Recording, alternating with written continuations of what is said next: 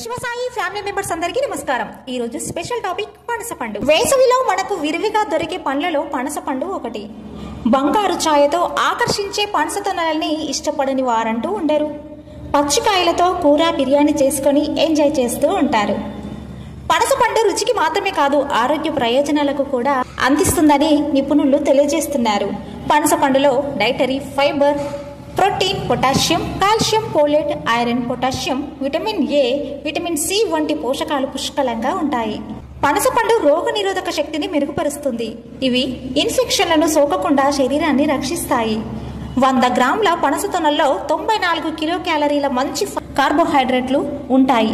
పనస పండు తిన్న వెంటనే తక్షణ శక్తి పొందవచ్చు।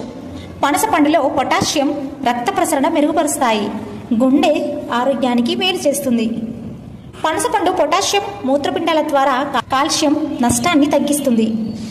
థైరాయిడ్ పేషెంట్స్ పనస పండు తింటే మేలు జరుగుతుందని నిపుణులు చెబుతున్నారు। సో ఇదండి పనస పండు తినడం వల్ల కలిగేటువంటి ప్రయోజనాలు।